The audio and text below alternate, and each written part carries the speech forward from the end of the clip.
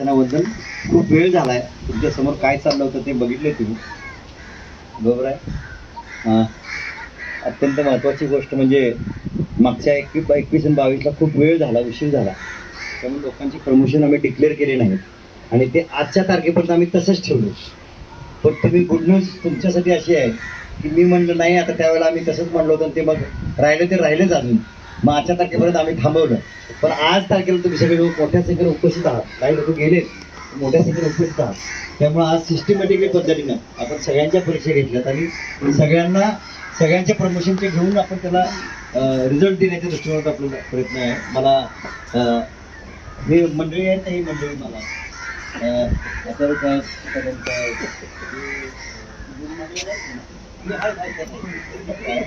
मला लय त्रास देतो.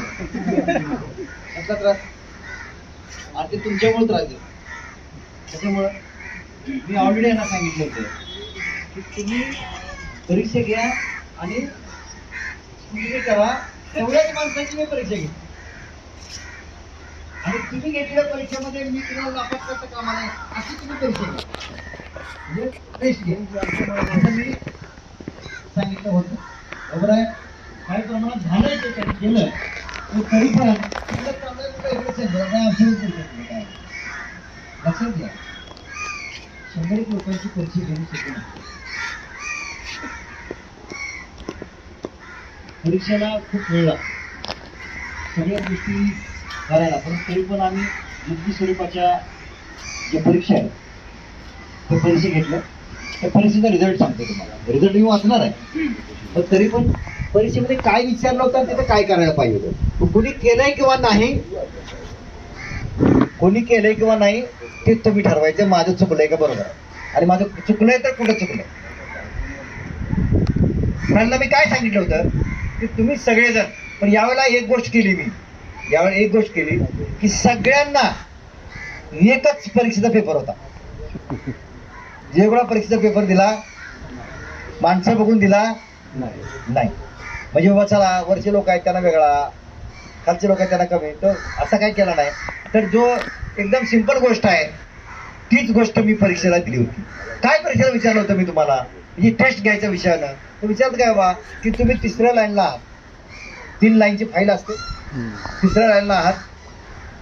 तिसऱ्या लाईनमध्ये असल्यानंतर तुम्हाला फॉलोआउट शब्द दिला जाईल. म्हणजे एखाद्या व्यक्तीला तिसऱ्या लाईनमध्ये उभा राहिला तर त्याला बाबा चला कांबळे फॉलोआउट असं म्हणलं तर त्या माणसाने कसं फॉलोआउट व्हायचं आहे आणि परत तो फॉलोआउट होऊन अधिकाऱ्याकडे कसं यायचं आहे, बरोबर आहे, आणि त्याने काय रिपोर्ट द्यायचा, बरोबर आहे. तिसऱ्या लाईनमध्ये असल्यानंतर फॉलोआउट कसं व्हायचं आहे, फॉलोआउट करून त्यांना अधिकाऱ्याकडे यायचं आहे. एक अधिकारी 120 सैनिक आपल्या निरीक्षणासाठी तयार आहेत, उपस्थित आहेत, बरोबर आहे. आणि परत तुमच्या खिशातला कागद, एक अधिकारी म्हणजे तुमच्या नावाचा, अधिकाऱ्याच्या नावाचा, आणि 120 सैनिक म्हणजे कोणत्या जिल्ह्याचे किती सैनिक आहेत अशी एक यादी असायला पाहिजे. ती यादी गरज धरली होती, तुम्हाला लिहायला सांगितली नव्हती, ती फक्त तुमच्या खिशातनं काढून त्यांना अधिकाऱ्याला द्यायचं. मला वाटतं अधिकारी कदम साहेब होते, परत नंतर मोहन सावंत होते, नंतर बागुल होते, बरोबर आहे. मी काय अधिकारी नव्हतो, रिपोर्ट करणारा अधिकारी होतो का मी तुमची परीक्षा घेणारा साधा कारकून होतो. त्यावेळेला कारकुनीबाजी करत होतो ना मी सगळी, कळलं का. मला रिपोर्ट करायचा विषय नव्हता. काही लोकांनी मला रिपोर्ट केला, तो चुकला.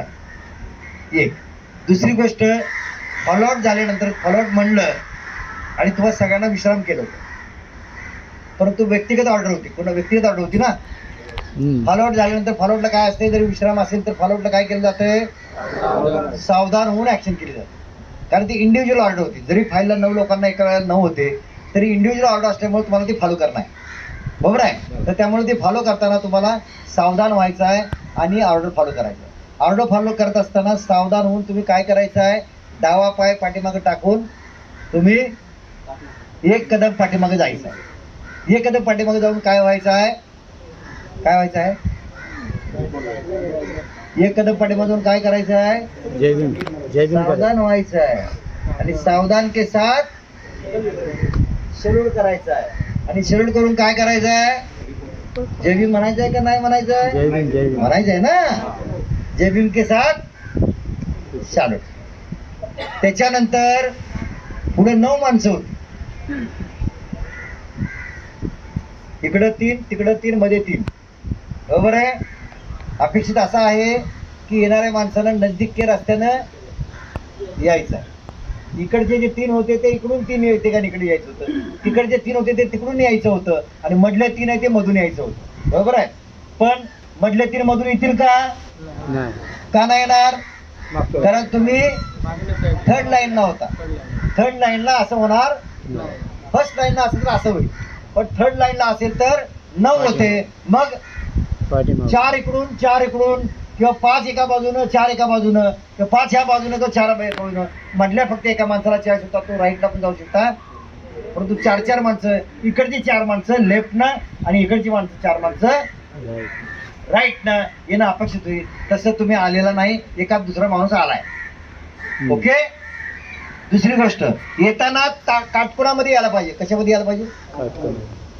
बरोबर आहे. म्हणजे काटकोणामध्ये येणं गरजेचं आहे. दुसऱ्याचा रिपोर्ट चालू असेल तर तुम्ही तिथं थांबणं गरजेचं आहे. लोकांनी काय केलं, दुसऱ्याचा रिपोर्ट आलाय, कुठलीच ऍक्शन नाही, जागेवरच थांबलाय. कळलंय? आता कोण कुठं चुकलंय, कोण कुठं काय चुकलंय. दुसरी गोष्ट, तुम्हाला सांगितलं होतं रिपोर्टचा हात कुठला असतो? कागद कुठल्या हातात असतो? मी काय सांगितलं होतं? डाव्या हातात कागद आहे सांगितलं होतं का? नाही, तुमच्या खिशात आहे म्हणून सांगितलं. त्यामुळे तुम्हाला डावा हात असा, वही कोणीतरी घेऊन आलं, वही घेऊन येण्याचा प्रश्न नाही, कारण तुमच्या खिशात आहे. म्हणजे तुम्हाला ते चल करतच यायचं, चालतच यायचं. बरोबर आहे. दुसरी महत्वाची गोष्ट, तुम्ही तिथं आल्यानंतर काय तुम्हाला करावं लागेल? काटकोणामध्ये आल्यानंतर तुम्हाला आल्या शालूट के साथ जय भीम म्हणायचं आहे. परत जय भीम म्हणल्यानंतर काय करायचं आहे? काय? एक कदम पुढे यायचं. कशाला यायचं? त्या अधिकाऱ्याच्या जवळ यायचं, म्हणून एक कदम पुढे यायचं. बरोबर आहे. अगोदरच लांब, त्यात एक कदम, पुन्हा अजून फक्त एक कदम नाही होणार. तुम्ही जवळ येऊन त्याच्या जवळ, एकदम जवळ, कारण हाताने तुम्हाला रिपोर्टिंग द्यायचं आहे. मग कुठल्या हाताने काढायचं आहे? उजव्या हाताने तुम्ही डाव्या आहे खिशातलं काय, म्हणजे डाव्या हातातला डाव्या हाताने कागद काढायचा आहे आणि तुम्हाला उजव्या हातात घ्यायचा आहे. काही लोकांनी मोबाईल काढले, कळलंय? तुम्हाला कागद हातात घ्यायचं ठीक आहे, पण हरकत नाही, मोबाईल काढला विषय नाही. तो कुठल्या हाताने काढायला पाहिजे? तुम्हाला डाव्या हातानेच काढायचा आहे. आणि तो कुठल्या हातात घ्यायचा आहे? आणि किती हाताने द्यायचा आहे? का उजव्या हाताने द्यायचा आहे? का डाव्या हाताने द्यायचा आहे? दोन्ही हाताने द्यायचा आहे. ऍक्शन तुम्हाला दोन्ही हाताची केली. कळलंय? आता ह्या ज्या कुठं चुकलाय तुम्हाला माहिती. काही लोकांनी शालूट केला, काही लोकांनी शालूट केला नाही, काही लोकांनी थोडा गडबड केला. पण असू द्या, 100% लोकांनी चुकलेला आहे. किती लोकांनी? 100% बरोबर आलेलं नाही कुणाचं. 100% काही माणसाचं पूर्ण बरोबर आलेलं नाही. परंतु बऱ्याच लोकांचं काही गोष्टी खूप चांगल्या आल्यात, काही गोष्टी कमी झाल्या. बरोबर आहे. एखादी गोष्ट राहून गेल्याशिवाय काय असेल, परंतु आपल्याला, आपण एवढे दिवस वर्ष मेहनत करताय, काही लोकांची ड्रिल खूप चांगली आहे. त्यामुळं आता आपण असा निर्णय घेतोय, की जे बाबा पदाधिकारी कार्यकर्ते, आपण ज्याने 2 प्रकारचं प्रमोशन असते आपल्याकडे. एक तर ड्रिलचं प्रमोशन, ज्याने ड्रिल चांगली केली त्याचं प्रमोशन, आणि दुसरं ज्यानं जास्त सेवा केलेली आहे संस्थेमध्ये, संकलन दलाची जास्त सेवा केली, बरेच वर्ष पासून ते काम करतोय, तर त्याला एक प्रमोशन. अशा ऑर्डिनरी प्रमोशन आणि रेग्युलर प्रमोशन, अशा 2 प्रकारचे प्रमोशन राहणार आहे. बरोबर आहे. या शिबिरामध्ये फक्त एकच केंद्रीय शिक्षक म्हणून सन्मानित करण्यात येत आहे. एकाच फक्त सैनिकाला केंद्रीय शिक्षक म्हणून सन्मानित करण्यात, कारण त्यांनी खूप शिबिरं केलेली आहेत. अगोदरच ही मंडळी सगळी केंद्रीय शिक्षक आहेतच, स्टेजवर बसलेली मंडळी, त्यांचा विषय नाही आहे. परंतु समता दलाच्या पदाधिकारी कार्यकर्त्यामध्ये जे केंद्रीय शिक्षकाचा जो विषय आहे, तो केंद्रीय शिक्षकाचा जो विषय आहे तो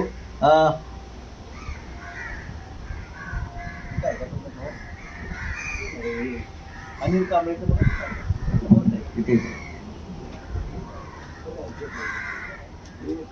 लिहिलं का मी? आहे तिथं? ठीक आहे. ॲडव्होकेट अनिल सतीश कांबळे हे पुण्याचे आहेत. यांना केंद्रीय शिक्षक म्हणून सन्मानित करण्यात येत आहे.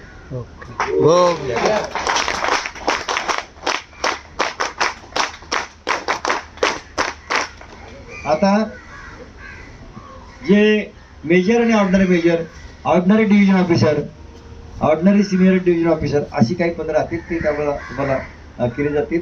सुमेध रामदास साळवी यांना मेजर म्हणून सन्मानित करण्यात येत आहे.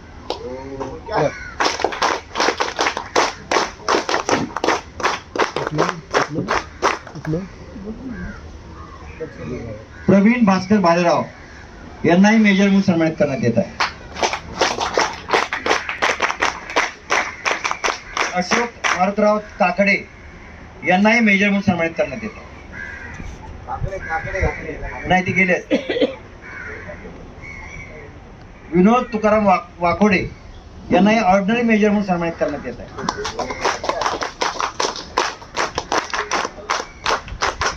अनंत विश्राम जाधव यांनाही ऑर्डिनरी मेजर म्हणून सन्मानित करण्यात येत आहे. जितेंद्र रामचंद्र कोलप यांनाही ऑर्डिनरी मेजर म्हणून सन्मानित करण्यात येत आहे.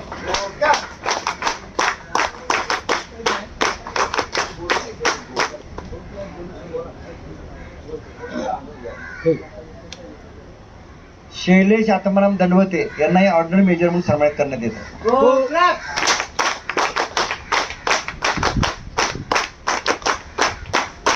अनिल निवृत्ती सोनवणे पुणे यांनाही ऑर्डिनरी मेजर म्हणून सन्मानित करण्यात येत आहे.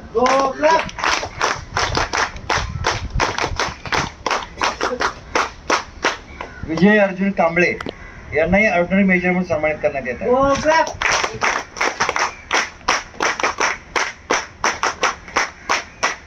आशुतोष पंडित यांनाही ऑर्डिनरी मेजर म्हणून सन्मानित करण्यात येत आहे. त्याचबरोबर कराटे प्रशिक्षक म्हणून त्यांना सन्मानित करण्यात येत आहे. कराटेचे शिक्षक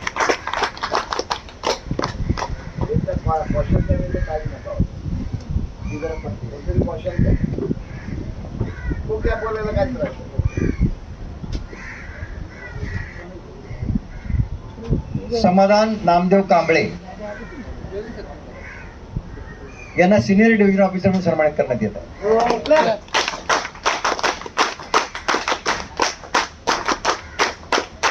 दीपक भगवान खरात यांनाही सिनियर डिव्हिजन ऑफिसर म्हणून सन्मानित करण्यात येत आहे. कैलास प्रभाकर दाभाडे यांनाही सिनियर डिव्हिजन ऑफिसर म्हणून सन्मानित करण्यात येत आहे. योगेश आसाराम साळवे यांनाही सिनियर डिव्हिजन ऑफिसर म्हणून सन्मानित करण्यात येत आहे.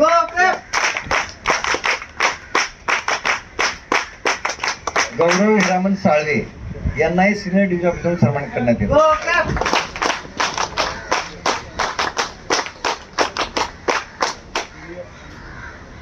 राहुल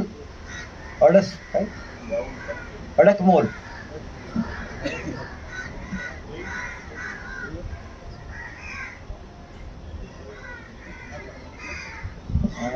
हे नंदुरबारचे आहेत. यांना कोडिंग सिस्टीम झालेलं नाही. तर तुम्हाला कोड आता तुम्ही सप्टेंबर मध्ये झालेला आहात, बरोबर आहे. तुम्हाला कोड दिलाय का नंदुरबारला? दिलाय वाटतं. हा ते कोड तुम्हाला डिव्हिजन ऑफिसर सन्मानित करण्यात येत आहे. कोड तुम्हाला द्यावा लागेल. त्याच्या तर तुम्हाला जोपर्यंत कोड तुम्ही देत नाही तोपर्यंत तुमचं नाव त्या यादीमध्ये जाहीर केलं जाणार नाही. डिव्हिजन ऑफिसर सन्मानित तुम्हाला करण्यात येईल.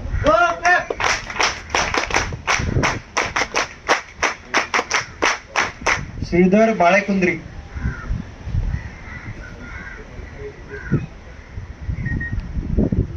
यांनाही डिव्हिजन ऑफिसर म्हणून सन्मानित करण्यात येत आहे.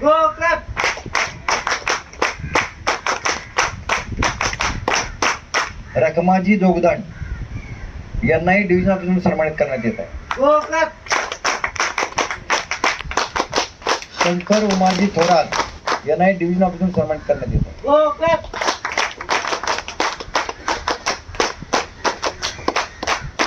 संतोष बोधडे यांनाही डिव्हिजन ऑफिसर म्हणून सन्मानित करण्यात येत आहे.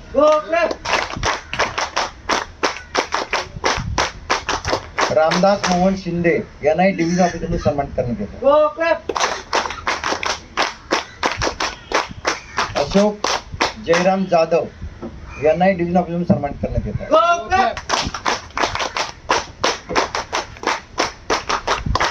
गजानन शंकरराव भगत हे जे मी आता अशोक जाधव आहे ते ऑर्डिनरी डिव्हिजन ऑफिसर सन्मानित करण्यात येत आहे. गजानन शंकरराव भगत यांना ऑर्डिनरी डिव्हिजन ऑफिसर सन्मानित करण्यात येत आहे. सुरेश धोंडू जाधव यांनाही ऑर्डिनरी डिव्हिजन ऑफिसर सन्मानित करण्यात येत आहे.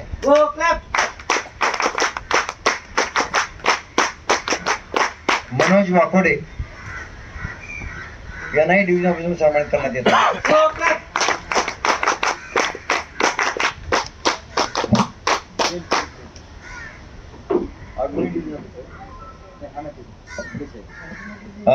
जगदीश शेट्टी यांनाही ऑर्डिनरी डिव्हिजन ऑफिसर सन्मानित करण्यात येत आहे. धनंजय वानखेडे यांनाही ऑर्डिनरी डिव्हिजन ऑफिसर सन्मानित करण्यात येत आहे.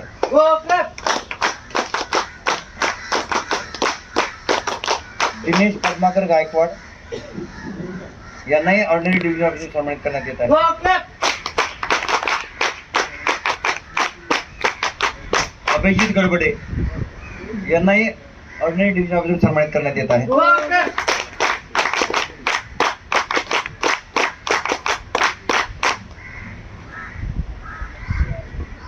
नंदू उत्तमराव वानखडे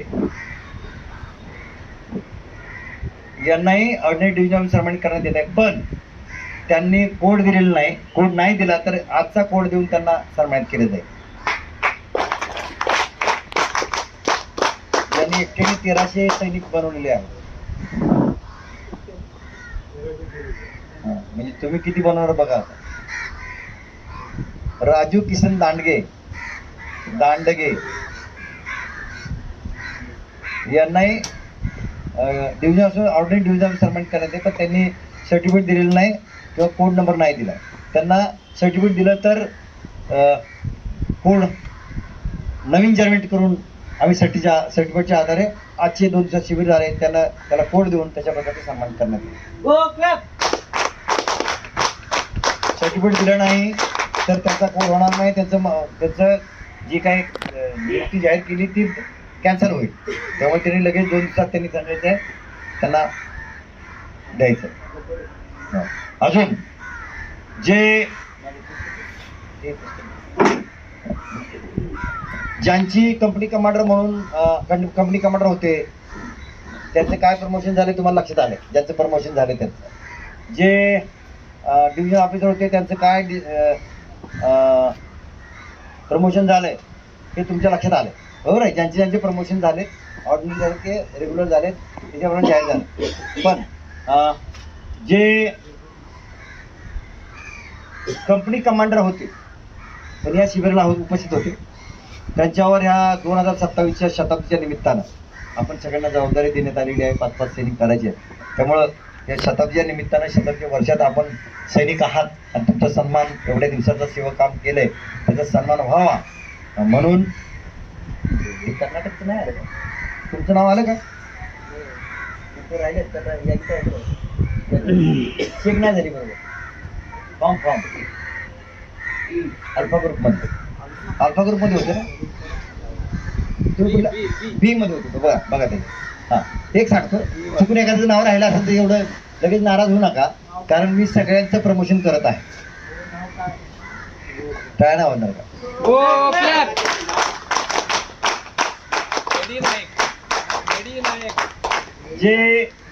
जे कंपनी कमांडर आहेत आणि ज्यांचं डिव्हिजन ऑफिसर म्हणून सन्मान नाही झालेला बरोबर आहे किंवा त्यांचं सिनियर कंपनी कमांडर म्हणून त्यांना देऊ शकतो.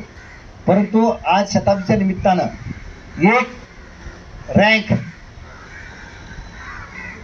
पुढची रँक आपण देत आहोत. एक रँक सोडून म्हणजे कंपनी कमांडरला सिनियर कंपनी कमांडर करू शकतो पण तरी सुद्धा न करता कंपनी कमांडर जे आहेत ज्यांचं प्रमोशन डिव्हिजन ऑफिसर झालेलं नाही अशा लोकांना असिस्टंट डिव्हिजन ऑफिसर म्हणून सन्मानित करण्यात येतं.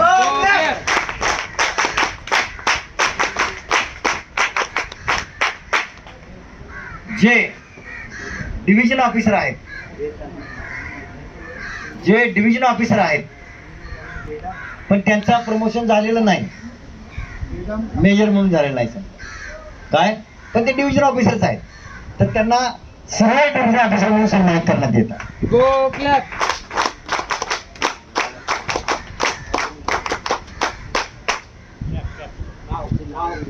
गमनप्पा गडी नाही.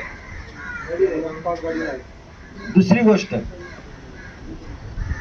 जे मेजर आहेत, ऑर्डिनरी मेजर आहेत, ते मेजर आहेत, त्यांचं प्रमोशन झालेलं नाही, बरोबर आहे, फक्त मेजरच आहेत, त्यांना लेफ्टनंट कर्नल म्हणून सन्मानित करण्यात येत आहे.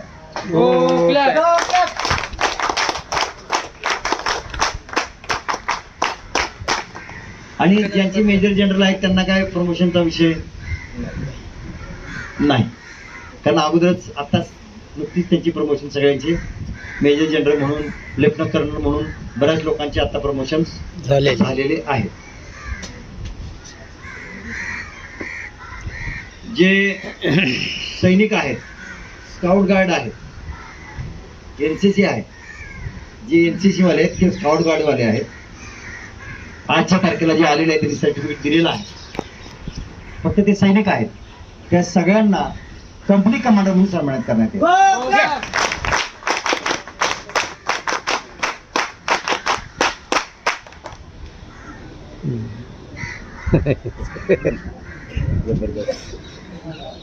आणि हे करण्यासाठी असा विषय आहे, शताब्दी आहे म्हणून सगळी गोष्ट गोड गोड गोड गोड गोड गोड गोष्ट करण्यात आलेली आहे, पण प्रत्येकानं किमान 5 सैनिक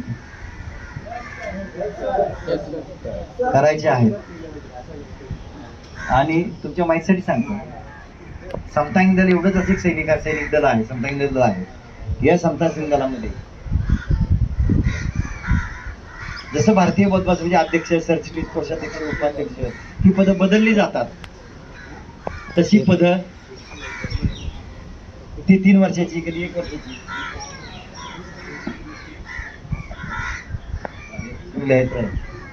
त्यामुळं ती तशी पदं ती निघून जातात. तो समतांग दलाचं पद निघून जात नाही. तुम्हाला लक्षात आलंय की आम्हाला किती वर्ष झालं तर तुम्हाला सन्मान होणार.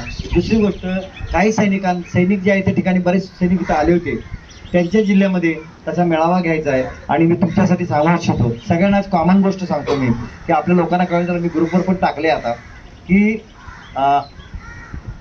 सांगतो तुम्हाला, खरं काय मला ते सांगणं जास्त इष्ट वाटायला लागले आता, की जर 3 सैनिक आहे आणि त्याला 3 वर्ष झाली तर त्याचं 3 वर्ष झालं तर ऑटोमॅटिक कुठलीही परेड न घेता तो असिस्टंट युनिट लीडर होऊ शकतो. त्याला 5 वर्ष झाली, समजा असिस्टंट युनिट लीडर नाही झाला, पण डायरेक्ट तो 5 वर्ष झाली, तर 5 वर्ष झाली तर त्याला युनिट लीडर होईल. 6 वर्ष झाली तर म्हणजे त्याला परत नंतर पहिला असिस्टंट युनिट लीडर होईल, नंतर युनिट लीडर होईल, नंतर असिस्टंट प्लॅटून कमांडर होईल, नंतर 7 वर्ष झाली तर प्लॅटून कमांडर होईल, 8 वर्ष झाली तर सिनियर प्लॅटून कमांडर होईल, 9 वर्ष झाली तर कंपनी कमांडर होईल, 10 वर्ष झाली तर सिनियर कंपनी कमांडर होईल, 15 वर्ष झाली तर असिस्टंट डिव्हिजन ऑफिसर होईल, आणि 21 वर्ष झाली तर डिव्हिजन ऑफिसर होईल, आणि 24 वर्ष झाली तर सिनियर डिव्हिजन ऑफिसर होईल. अशा प्रकारच्या 24 वर्ष ज्यांना झालेली आहेत त्यांना डायरेक्ट तो सिनियर डिव्हिजन ऑफिसर होऊ शकतो, विदाउट त्यांनी कुठल्याही प्रकारची परेड करण्याची गरज नाही. त्याने एवढी वर्ष सेवा संस्थेची केलेली आहे, समाजाची सेवा केलेली आहे, म्हणून त्याला सिनियर डिव्हिजन ऑफिसर पर्यंत आपण त्याला घेऊ शकतो. अशा प्रकारचे प्रोव्हिजन या पुस्तकात आहे. हे आपण खूप वर्षापासून करतो, पण बऱ्याच लोकांना माहीत नाही. त्यामुळं ज्यांच्या ठिकाणी मेळावा झालेला नाही, ज्यांच्या ठिकाणी काम झालेलं नाही, ज्यांच्या ठिकाणी हे झालेलं नाही, तर हे ते फॉर्म आचार्य साहेबांच्याकडून तो फॉर्म घ्यावा, आणि त्याप्रमाणे मग तुमचा जिल्ह्याचे जे काय अध्यक्ष, सरचिटणीस, GOC आहेत पदसिद्ध, जिल्ह्याचे उपाध्यक्ष, जे संरक्षण उपाध्यक्ष आहेत ते, म्हणजे उपाध्यक्ष, डेप्युटी GOC या तिघांच्या सैन्य महाराष्ट्राकडून आमच्या केंद्राकडे येईल, आणि मग ते केंद्राच्या वतीनं अशा प्रकारची तुम्ही काही केलेली गोष्ट यादी आहे ती बरोबर आहे की नाही तपासून त्या प्रमाणात मला प्रमोशन होईल. लगेच तुम्ही आता 23ला 25ला झालेला आहे आणि लगेच तुम्हीकडे याल, तसं चालणार नाही. बरोबर आहे? काय झालं? हा, काय झालं? नाही होणार ना, सिनियर डेव्हलप तर मेजर आहे ना, मेजर कोणाला पण देत नाहीत, कळलं? कुणाला पण देत नाहीत. हा, सिनियर डेव्हच्या नंतर कुणाला पण देत नाहीत. एक तर काम पाहिजे तर डेव्हल पाहिजे. जाहीर केलं मी आता. ओके, हा. नसेल तर तुम्हाला कामाची तर प्रक्रिया वाढवावी लागेल. कळलंय? या काळात तुम्ही वाढवा, तुमचं पण प्रमोशन होईल. कळलंय? लक्षात आलं?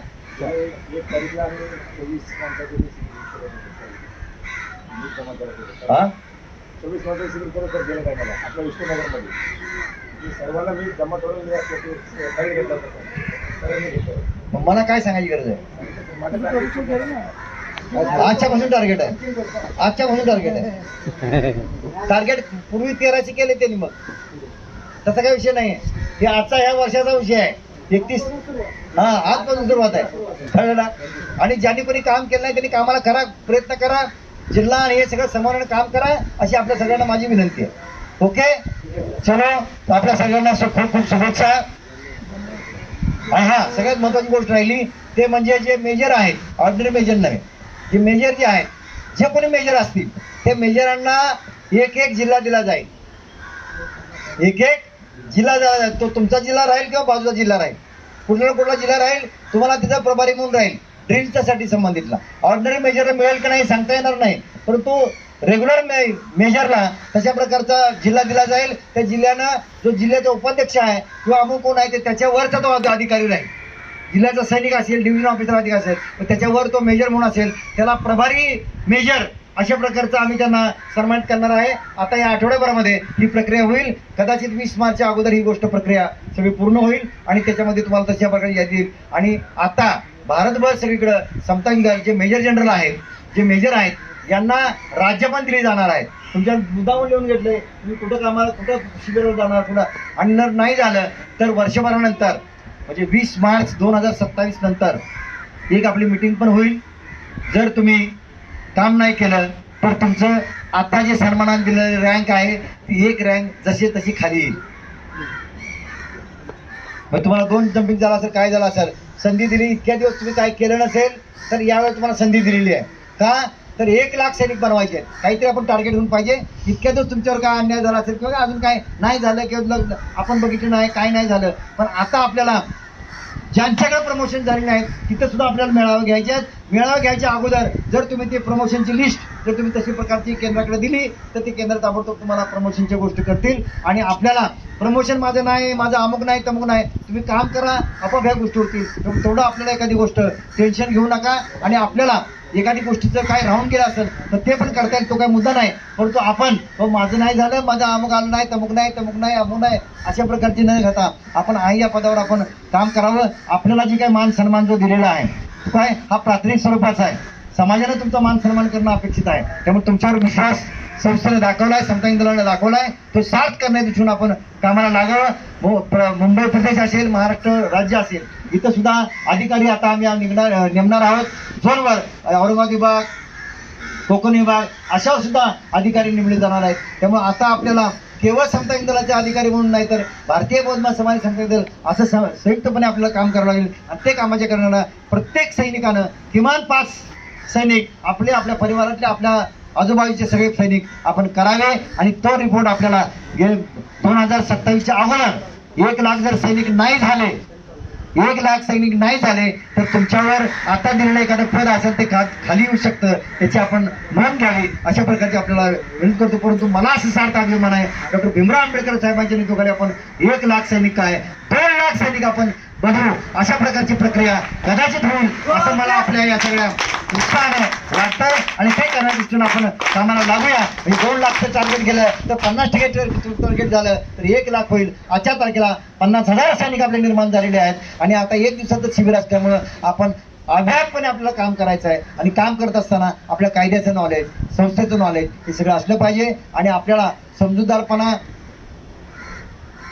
करुणा, मैत्री ही सुद्धा आपल्याबरोबर असली पाहिजे. आणि त्या पद्धतीनं भगवान बुद्धाचा आणि बाबासाहेबांचा विचार तळागाळातील लोकांपर्यंत आणि पोहोचायचा आहे. आणि येणारा जो काळ आहे तो समतेचे विरोधक आहेत, यांना खाली बसवण्यासाठी समतेचे विरोधक आहेत. ते मग आरक्षणातल्या मिळाल्या सगळ्या गोष्टी, शैक्षणिक आरक्षण, नोकरीचं आरक्षण, या सगळ्या बऱ्याच गोष्टी बघितल्या तर खूप मोठ्या प्रमाणात आपल्याला प्रॉब्लेम आहे. आताच आपण एक पत्रक मी काढले की बाबासाहेब आंबेडकरांना डॉक्टर भीमराव आंबेडकरांच्या सहीनं एक पत्रक काढले की म्हणजे बौद्ध जनगणनेच्या संबंधातनं जनगणना करताना धर्माच्या ठिकाणी आपल्याला बौद्ध लिहायचं आहे, जातीच्या ठिकाणी जात आपल्याला आपल्या बौद्ध धर्मात जात नाही, परंतु SC ST अशी शेड्यूल कास्टची यादी आहे. त्या यादीमध्ये आपलं कुठलं पूर्वाश्रमीचं कुठलं जात आहे, म्हणजे महार मांग चामार गौड काय असेल ती लिहायची आहे. फक्त जनगणनेपुरती मर्यादित आहे, बाकी कुठं लिहायची गरज नाही आपल्याला, शाळेच्या दाखले लिहायची गरज नाही. पण आपल्याला काय लिहायचं आहे जनगणनेच्या मध्ये कारण का बौद्धांना SCच्या सवलती लागू केल्या आहेत. बौद्धांना SCतलं जे कॅटेगरी आहे म्हणजे आमदार, खासदार, नगरसेवक, ग्रामपंचायत सदस्य, जिल्हा परिषद सदस्य ही SCच्या संख्येप्रमाणे केले जातात. त्यामुळं पूर्वी जसं 2011चं जनगणना असेल त्याच्यानंतर आता झालेलं नाही, तर ती जो लोकसंख्या जर वाढली तर तसे आमदार वाढतील, तसे खासदार वाढतील, तसे नगरसेवक वाढतील. त्यामुळे येणारा काळ खूप भयानक आहे. त्यामुळे त्याप्रमाणे आपल्याला काम करावं लागेल. समतेचे विरोधक सगळे वेगवेगळ्या ठिकाणी सत्तेवर आहेत. त्यामुळं आपला खरं काम आहे की समता सैनिक दलाचे आपण सैनिक आहोत. त्यामुळे समतेचं काम आपल्याला करावं लागेल. समतेचं काम करण्यासाठी आपल्याला प्रशिक्षणचं आपल्याला व्यवस्थितपणे करायचं आहे. जी काही माहिती आपल्याला सांगितली की पत्रक आलेले आहेत ते भारतीय बौद्ध महासभा आणि समता दल आपल्याला काम करायचं आहे. आणि येणारा जो काळ आहे, येणारा तथागत भगवान बुद्धाची जयंती आहे, ती जयंती 1 मेला आहे. 1 मेच्या अगोदर 30 एप्रिल आहे. काल भीमराव आंबेडकर साहेबांनी जे आपल्याला सूचित केलेलं आहे की यावेळेला 1 लाख दिवे या चैत्यभूमीच्या परिसरामध्ये समुद्राच्या कडेने लागणार आहेत आणि त्याची सगळी व्यवस्था समता हिंदला करावी लागणार आहे. 1 लाखच्या लोकांची व्यवस्था करायची असेल तर आपल्याला पूर्वी जसं 60 सीमा जशी व्यवस्था करायची तशी व्यवस्था करावी लागेल. आपल्या सैनिकाला तुम्ही यंत्रणा राबवली तर ती यंत्रणा आम्ही राबवणार आहोत. परंतु आपल्याला मग ठिकठिकाणी आपल्याला काही करता येते का त्याचा पण प्रयत्न आपण भारतीय बौद्ध महासभेच्या वतीनं करणार आहोत. कारण दिवा लावण्याचं काम आहे, म्हणजे जो पंथी आहे तो पंथी दीपोत्सव खऱ्या अर्थानं बौद्ध धर्मामध्ये आहे. त्यामुळे ही येणारी जी प्रक्रिया आहे ती आपल्याला सगळी लावायची आहे. त्यामध्ये भारतीय बौद्ध महासभा आणि समता दल आपण सक्षमपणे काम करूया अशा प्रकारची आपल्याला विनंती करतो. आणि पुन्हा एकदा आपल्याला सगळ्यांचं खूप खूप अभिनंदन करतो. आणि सगळ्यात महत्त्वाची गोष्ट की आपल्याला जेवणामध्ये थोडीशी गडबड झालेली होती.